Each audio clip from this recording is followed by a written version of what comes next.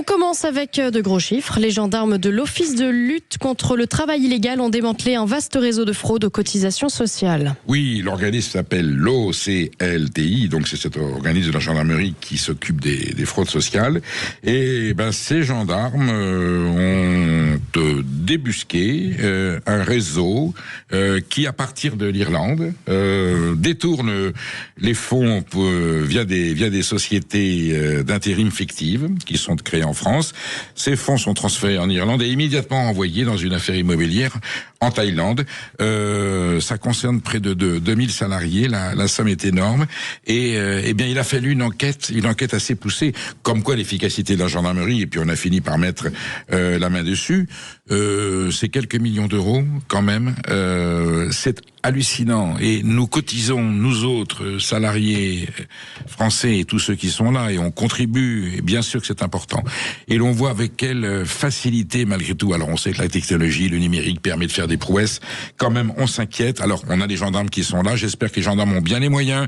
J'espère que, le gouvernement a donné des consignes de vigilance, puisqu'on sait comment ça se passe. Voilà, bon, le cri d'alarme, il est simple. On sait que ça existe, on le voit, on le constate. Ça marche très bien, c'est possible, c'est facile à faire. Espérons que ça soit un jour limité et que ces fraudeurs à la sécurité sociale ne détourneront pas l'argent. C'est le pognon dingue dont parlait Emmanuel Macron. C'est pour les soins sociaux, c'est pour soigner des gens, c'est pour aider des gens qui sont dans l'honneur. Et on détourne, des voyous détournent, des bandits, des escrocs détournent cet argent du peuple et des travailleurs français pour le donner à d'autres voyous. C'est absolument aberrant.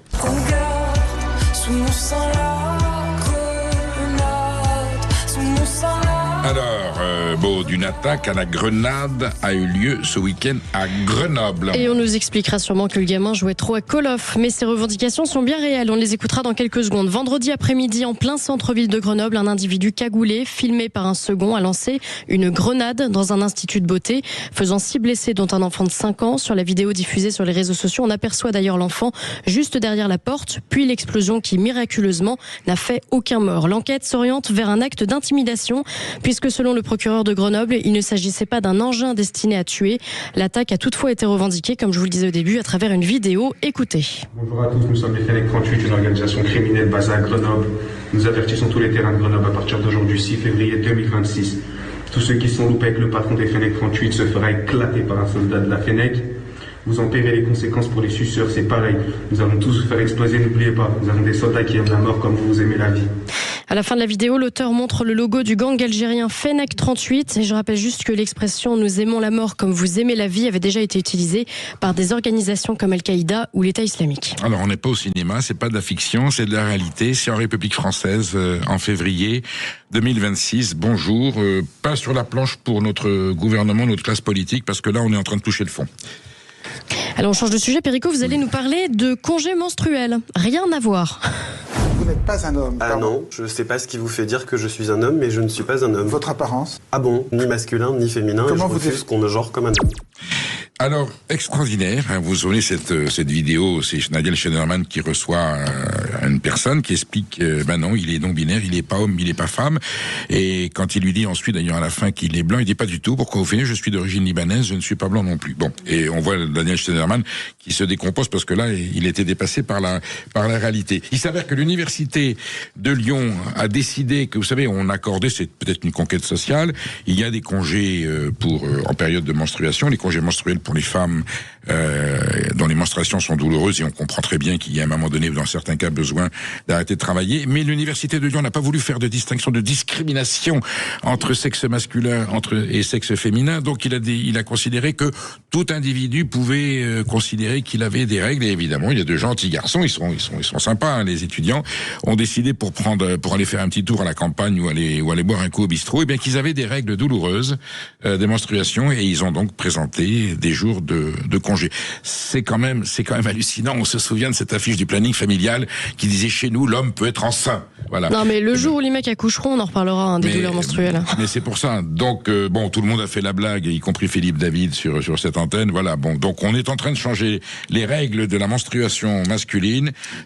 Écoutez, ma chère Maud, je ne sais pas, moi je n'ai pas pour l'instant ce genre de symptômes. J'ai mal à la tête quelquefois le soir et je suis de mauvaise humeur. Voilà. Alors je pleure selon l'actualité, je pleure des larmes de sang. Mais c'est ma colère, ce n'est pas mon métabolisme. Le maire de Chécy, poursuivi parce qu'il refuse de marier un homme sous OQTF, a fait réagir le président de l'Association des maires de France, David Lisnard. Oui, le maire de Cannes, président de l'Association des maires de France, est monté au créneau. On l'attendait. On a Robert Ménard qui avait l'air de se battre un peu seul sur ce dossier des mariages dans un OQTF, où le maire, qui est un officier d'état civil, ses maires et celui de Chécy est dans cette logique. Les maires disent tout simplement dans le bon sens, c'est le droit du bon sens. Cet individu n'a pas à être sur le territoire de la République française parce qu'il est en situation illégale et qu'il a certainement commis quelque chose qui le rend hors la loi. Je ne vais pas lui donner le droit du mariage, qui est un droit civil qui est prévu dans la Constitution. Il n'est pas en état de recevoir les liens du mariage devant un maire, devant le buste de Marianne de la République française sous la photo du président de la République. C'est un acte légal, c'est un acte républicain. Il n'est pas accordé aux gens sous OQTF. Voilà on campe le décor. Eh bien, c'est David Lisnard qui est monté au créneau et qui demande à ce que le Parlement, l'Assemblée nationale, légifère. La solution, elle peut être légale, il n'y a aucun problème. Et c'est un texte de 4 lignes qui dit tout ressortissant sous OQTF n'a aucun droit d'accès, aux législations de la République française qui lui donnent un statut de citoyen ou quelconque avantage. Voilà. Donc OQTF, ils repartent chez eux. Quand ils régularisent leur situation, ils reviennent. S'ils veulent se marier en France, ils doivent être admis, respecter la loi, être légaux et se comporter correctement. Nous ne pouvons pas héberger toute la misère du monde. Que la France doit rester ce qu'elle est, une terre d'asile politique. Nous sommes signataires de la Convention de Genève qui prévoit de donner accueil à tous ceux dont les libertés d'expression ou dont les opinions sont réprimées sur place, mais pas plus.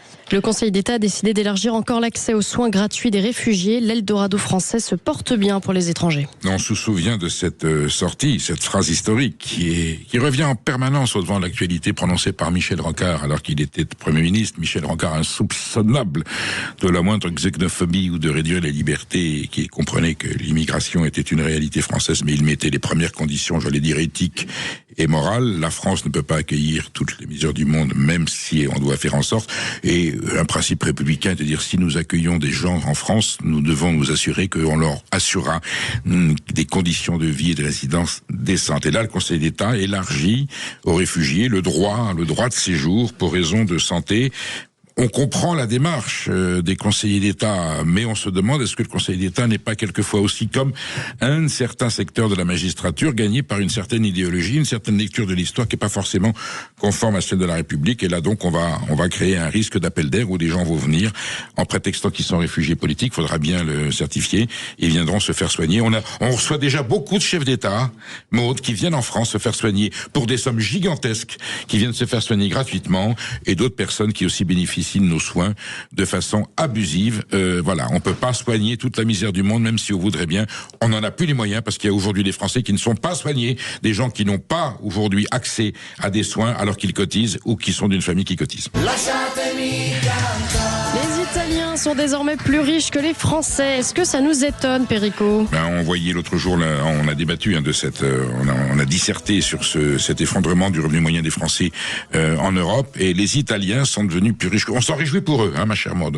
Ouais. On s'en réjouit pour eux. Je crois que derrière nous, il reste peut-être les Polonais, peut-être les Portugais, où la situation est. Eh bien, la France continue à s'appauvrir et on a l'Italie qui est devant. C'est vrai que l'Italie, autrefois, c'était un pays dont nous recevions les migrants parce qu'ils avaient besoin de travailler, qu'il y avait de la pauvreté en Italie. Eh bien, on se réjouit que l'Union européenne ait apporté suffisamment de richesse à l'Italie pour qu'elle s'en sorte.